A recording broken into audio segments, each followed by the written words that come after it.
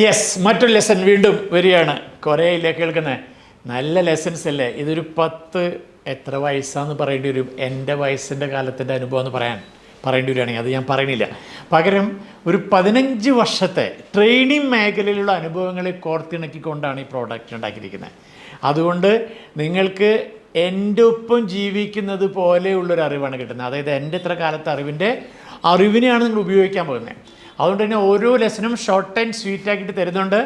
അതുകൊണ്ട് തന്നെ ഇത് ലിസൺ ചെയ്യുക, ഈ പറഞ്ഞതിനെയൊക്കെ പ്രാക്ടിക്കലി ഇംപ്ലിമെൻ്റ് ചെയ്യാനുള്ള കാര്യങ്ങളെ ആലോചിക്കുക. അപ്പം നമ്മൾ നേരത്തെ ഒരു ലെസനകത്ത് പറഞ്ഞിട്ടുണ്ട്, ഒരു 30-30-30-30 ടു ഡു ലിസ്റ്റിൻ്റെ കാര്യം പറഞ്ഞിരുന്നു. എങ്ങനെയാണ് ടു ഡു ലിസ്റ്റ് മെയിൻറ്റെയിൻ ചെയ്യേണ്ടത്. ആ 30 മിനിറ്റ് ഒരു വേർഡ് നമ്മൾ പറഞ്ഞിട്ട് 30 മിനിറ്റ്സ് നമ്മുടെ നെറ്റ്വർക്കിന് ഉപയോഗിക്കണം. ഒരു നെറ്റ്വർക്ക് വേണം എന്ന് പറഞ്ഞിട്ടുണ്ട്. അപ്പോൾ നെറ്റ്വർക്ക് എന്ന് പറഞ്ഞാൽ എന്താ? നെറ്റ്വർക്ക് എന്ന് പറയുന്നത് നമ്മുടെ ചുറ്റുമുള്ള ബന്ധങ്ങളാണ്. അപ്പോൾ എപ്പോഴും ശ്രദ്ധിക്കുക, ചുറ്റുമുള്ള ബന്ധങ്ങൾ, ഇതിങ്ങനെ പറയാം, പതുക്കെ പറയാം. നമ്മുടെ ചുറ്റുമുള്ളതിൻ്റെ ആവറേജ് ആയിരിക്കും നമ്മൾ. അതായത് നമ്മുടെ ചുറ്റുമുള്ള ഫ്രണ്ട്സ് അല്ലെങ്കിൽ നമ്മുടെ ചുറ്റുമുള്ള ആളുകളുടെ ആവറേജ് ആയിരിക്കും എന്ന് പറയുന്നത്. നമ്മുടെ ചുറ്റുമുള്ള ആളുകളുടെ സ്ട്രെങ്ത്തിനനുസരിച്ച് തന്നെ നമ്മൾ ഗ്രോ ചെയ്യുള്ളൂ. 10 പേരുണ്ടെങ്കിൽ അതിലൊരാളുടെ അത്രേ ഉണ്ടാവുള്ളൂ കഴിവ്. അപ്പോൾ എങ്ങനെ വേണം ഗ്രോ ചെയ്യണം? നെക്സ്റ്റ് ലെവലിലേക്ക് വരണമെങ്കിൽ നിങ്ങളുടെ ചുറ്റുമുള്ള ആളുകളുടെ പേഴ്സൻറ്റേജിനെ മാറ്റണം. അതായത് ഇൻക്ലൂഡിങ് ലൊക്കേഷൻ മാറണം എന്നടക്കം പറയും. അതായത് നിങ്ങളൊരു ഗ്രാമത്തിലാണ് താമസിക്കുന്നതെങ്കിൽ നിങ്ങൾക്കൊരു അടുത്ത ലെവലിലേക്ക് നിങ്ങളുടെ കംഫർട്ടിനെ വെടിയണം. കംഫർട്ടിനെ വെടിഞ്ഞ് നെക്സ്റ്റ് ലെവലിലേക്ക് ഡിസ്കംഫർട്ട് എടുക്കണമെങ്കിൽ അതിന് ലൊക്കേഷൻ മാറണമെങ്കിൽ ലൊക്കേഷൻ മാറണം. അതിനൊരു എക്സാമ്പിൾ പറയും. ഒരു ബോട്ടിൽ വെള്ളം നമ്മൾ റോട്ടിൽ നിന്ന് മേടിക്കുകയാണെങ്കിൽ 10 രൂപ വരുള്ളൂ. അത് തന്നെ നിങ്ങൾ വേറൊരു നല്ല ഹോട്ടലിൽ പോയി കഴിക്കുകയാണെങ്കിൽ ചിലപ്പോൾ ഒരു 25 രൂപ ചാർജ് ചെയ്യും. അതേ ബോട്ടിൽ തന്നെ ഒരു 5 സ്റ്റാർ ഹോട്ടലിൽ പോയി ചാർജ് ചെയ്യുകയാണെങ്കിൽ 100 രൂപ ചാർജ് ചെയ്യും. ഒരേ വെള്ളം, ഒരേ ബോട്ടിൽ, എവറിത്തിങ്. പ്ലേസ് മാത്രം വരുമ്പോൾ അതിൻ്റെ വാല്യൂ മാറുകയാണ്. ആലോചിക്കേ, നിങ്ങളുടെ പ്ലേസും ഒരേ പ്രൊഡക്റ്റ് ഒരേ ഐറ്റം തന്നെ പല സ്ഥലങ്ങളിൽ കൊടുക്കുമ്പോൾ പ്ലേസ് മാറുന്നതനുസരിച്ചിട്ട് അതിൻ്റെ വാല്യൂ കൂടും. എന്നതുകൊണ്ട് തന്നെ നിങ്ങളുടെ വാല്യൂ കൂടാൻ വേണ്ടിയിട്ട് പ്ലേസ് മാറണമെങ്കിൽ പ്ലേസ് മാറണം.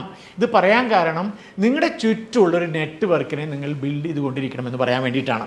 നമ്മുടെ ചുറ്റൊരു നെറ്റ്വർക്ക് ഉണ്ടാവും. ആ നെറ്റ്വർക്കിനെ ബിൽഡ് ചെയ്യാനായിട്ട് എക്സ്ട്രാ എടുക്കണം. ഒരു 30 മിനിറ്റ്സ് നമ്മൾ നേരത്തെ പറഞ്ഞിട്ടുണ്ട്. ആ 30 മിനിറ്റ്സ് എന്ന് പറയുന്നത് നിങ്ങളുടെ ഉള്ള സമയത്തിൻ്റെ 30 മിനിറ്റ്സിനെ ഉപയോഗിച്ച് നെറ്റ്വർക്ക് ബിൽഡ് ചെയ്യുമ്പോൾ അതിനകത്ത് പ്രത്യേകം ശ്രദ്ധിക്കണം. നെറ്റ്വർക്ക് ബിൽഡ് ചെയ്യുമ്പോൾ ചില ബന്ധങ്ങളെ നമ്മൾ ഒഴിവാക്കണം. നമ്മുടെ കൂടെയുള്ളവരൊക്കെ കട്ട് ചെയ്ത് പറയാനല്ല ഞാൻ പറയണത്. ചില ബന്ധങ്ങളെ നമ്മൾ ഗ്രോ ചെയ്യാനായിട്ട് സഹായിക്കാതെ നമ്മൾ അതേ പൊസിഷനിൽ തന്നെ വേണം എന്ന് ആഗ്രഹിക്കുന്ന ഒരു കൂട്ടം ആളുകൾ നമ്മുടെ കൂടെ ഉണ്ടാവും. കാരണം അവർ അവിടെ തന്നെ കിടക്കുവാണ്, അവർക്ക് അവിടെ നിന്ന് വരാൻ പറ്റണില്ല. അങ്ങനെ വരുമ്പോൾ നമ്മൾ അവിടെ തന്നെ നിൽക്കണമെന്ന് ആഗ്രഹിക്കുന്ന ഒരു കൂട്ടം ആളുകൾ നമ്മുടെ കൂട്ടത്തിലുണ്ടാകും. അത്തരം ആളുകളെ നമ്മൾ ഉപേക്ഷിക്കണം. എന്നിട്ട് പുതിയ ബന്ധങ്ങളെ ഉണ്ടാക്കിക്കൊണ്ടിരിക്കണം. ക്ലിയർ അല്ലേ? അതായത് ഇങ്ങനെ കണ്ടോളൂ, നിങ്ങളുടെ ലൈഫിനകത്തുള്ള ടോട്ടൽ ബന്ധത്തിൽ ഒരു 30% നിങ്ങൾ കൊല്ലണം. അതായത് അവരെ പതുക്കെ മാറ്റി നിർത്തണം.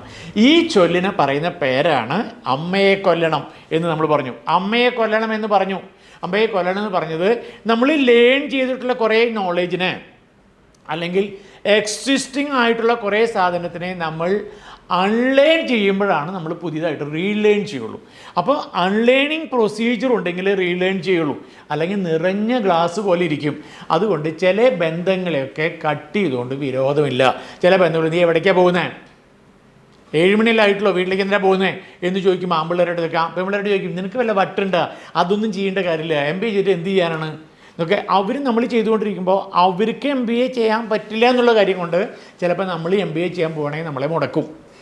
അതുപോലെ നമ്മൾ പുതിയതായിട്ട് കോഴ്സ് ചെയ്യാൻ പോകണം. അപ്പോൾ എന്തിനാ കോഴ്സ്? പിന്നെ ഡിസൈൻ യുവർ സെൽഫ് കേട്ടിട്ടല്ല ഇപ്പോൾ രാജ്യം നന്നാവാൻ പോകണേ, നീയൊന്നും ഉണ്ടായിരുന്നില്ല, വെറുതെ വീട്ടിലിരുന്നടി എന്നൊക്കെ പറഞ്ഞ് നമ്മുടെ കൂടെയുള്ള ആളുകൾ ഈ പ്രോഡക്റ്റ് മേടിക്കേണ്ടതെന്ന് പറയും. എക്സാമ്പിളായിട്ട് പറയുകയാണ്.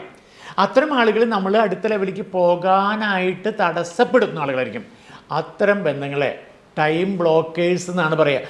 അത്തരം ബ്ലോക്കിംഗ് ആയിട്ടുള്ള ആളുകളുണ്ടെങ്കിൽ അവരെ ഒഴിവാക്കാൻ മടിക്കേണ്ട. 30% കട്ട് ചെയ്തോളൂ. അവരറിയണ്ടെന്ന് മാത്രം. അവരറിയണ്ട, പക്ഷെ കട്ട് ചെയ്യാലോ. അങ്ങനെ കട്ട് ചെയ്യുമ്പോൾ പ്രത്യേകം ശ്രദ്ധിക്കണം. നിങ്ങളുടെ നെറ്റ്വർക്കിൽ കുറച്ച് പേര് പോയി. അപ്പോൾ എന്ത് ചെയ്യുക? പുതിയൊരു 60% ആഡ് ചെയ്യണം. അപ്പോൾ 60% ആളുകളെ ബന്ധങ്ങൾ ഉണ്ടാക്കിക്കൊണ്ടിരിക്കണം. നിങ്ങളൊരു ബിസിനസ്സാണ്, ഒരു പേഴ്സണൽ പ്രൊഫൈലുണ്ട് എങ്കിലും ആ പ്രൊഫൈലിനകത്ത് കണക്ട് ചെയ്യുന്ന ആളുകളൊക്കെ തന്നെ കുറച്ച് റിച്ചായ ആളുകളും, റിച്ച്നെസ് എന്ന് പറയുന്ന മെൻ്റലി റിച്ചായ ആളുകൾ, അവരുടെ സ്കിൽ വൈസ് റിച്ചായ ആളുകൾ, അത്തരം ആളുകളുമായിട്ട് കണക്ട് ചെയ്ത് നിൽക്കുക. അപ്പോൾ പുതിയ ബന്ധങ്ങൾ ഉണ്ടാക്കാൻ പറ്റുന്ന സാഹചര്യങ്ങൾ ഉപയോഗിക്കുക. ഏതെങ്കിലും നല്ല ക്ലബ്ബിലൊക്കെ ജോയിൻ ചെയ്യുക, BNI പോലെയുള്ള ക്ലബ്ബ്, ലയൻസ്, റോട്ടറി പോലുള്ള ക്ലബ്ബിലൊക്കെ പോവുക. അതിനകത്ത് ഏതെങ്കിലും സ്ഥാനങ്ങൾ വഹിക്കാൻ പറ്റുവാണെങ്കിൽ അത്തരം സ്ഥാനങ്ങളിലേക്ക് വരിക. അവിടെ ഒരു ഇനീഷ്യേഷൻ എടുക്കുക, പോയി അങ്ങ് ഇടിക്കുക. അപ്പോൾ നമ്മളെ അറിയുന്ന, നമ്മളെ ഇഷ്ടപ്പെടുന്ന ഒരു കൂട്ടം ആളുകൾ വരും. അവരൊക്കെ നമുക്ക് കണക്ട് ചെയ്ത് നിർത്തേണ്ടി വരും. അതിന് നമ്മുടെ ലാംഗ്വേജ് നമ്മൾ ഇമ്പ്രൂവ് ചെയ്യും, കമ്മ്യൂണിക്കേഷൻ സ്റ്റൈൽ ഇമ്പ്രൂവ് ചെയ്യും, ലീഡർഷിപ്പ് സ്കില്ല് വരും, ഇൻ്റർപേഴ്സണൽ സ്കില്ല് എടുക്കും. കുറേ കാര്യങ്ങൾ അപ്പോൾ നമ്മളിലേക്ക് പുതിയതായിട്ട് റിസ്ക് പോലെ വരും. ആ റിസ്ക് എടുക്കാൻ നമ്മൾ തയ്യാറാവും. കാരണം ആ ബന്ധങ്ങൾ നിലനിർത്തി പോകണം. അതുകൊണ്ട് എപ്പോഴും നല്ല ഒരു നെറ്റ്വർക്ക് ബിൽഡ് ചെയ്തുകൊണ്ടിരിക്കുക എന്നത് ഏതൊരു വ്യക്തിയോടും വളരെ ഇമ്പോർട്ടൻറ്റ് വിഷയമാണ്. പ്രത്യേകം ശ്രദ്ധിക്കുക. നമ്മുടെ പ്രൊഫൈൽ ഞാൻ പറയാറുണ്ട്, ഒരുത്തും പറയുവാണ്, എന്തെന്നറിയില്ല, എൻ്റെ മൊബൈലിൽ ഈ അണ്ടർ ഗാർമെൻറ്റ്സിൻ്റെയൊക്കെ പരസ്യം കൂടുതൽ വരികയാണ്. അണ്ടർ ഗാർമെൻറ്റ്സിൻ്റെ പരസ്യം കൂടുതൽ വരിക. അപ്പോൾ ചോദിക്കും എന്താ അണ്ടർ ഗാർമെൻറ്റ്സിൽ വരുന്നത്, എനിക്കറിയില്ല. അപ്പോൾ അവൻ പറഞ്ഞു, നീ എന്തെങ്കിലും നോക്കിയിട്ടുണ്ടെങ്കിൽ ആ ഹിസ്റ്ററിക്ക് അനുസരിച്ചാണ് ഗൂഗിളൊക്കെ പരസ്യങ്ങൾ തരുന്നത് എന്ന് പറഞ്ഞു. ക്ലിയർ അല്ലേ? അതായത് നിങ്ങൾ ഉപയോഗിക്കുന്ന ഏത് പ്രൊഫൈൽ, ഏത് സോഷ്യൽ നെറ്റ്വർക്കും വളരെ കെയർഫുള്ളായിട്ട് ഉപയോഗിക്കുക.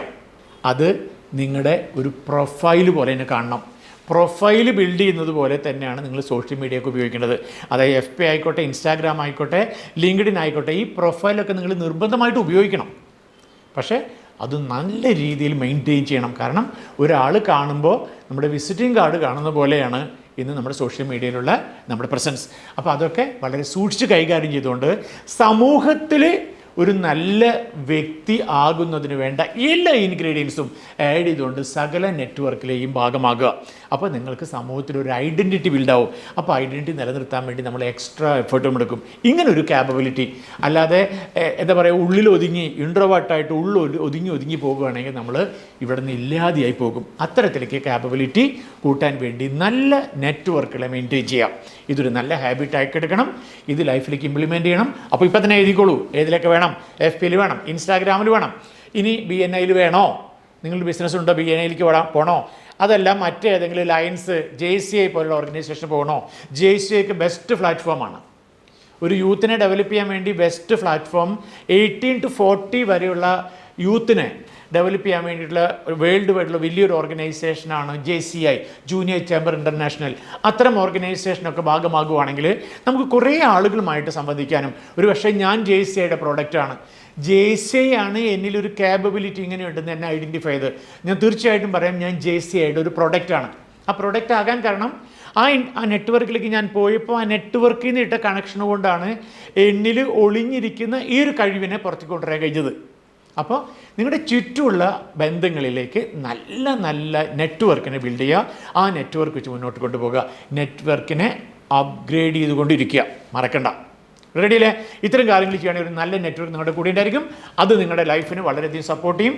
ഈ ലെസൺ ഇവിടെ തീരുവാണ്. മറക്കരുത്, lesson journal entry, daily journal entry വെച്ചിട്ട് വിഷൻ ബുക്കിലേക്ക് പകർത്തുക.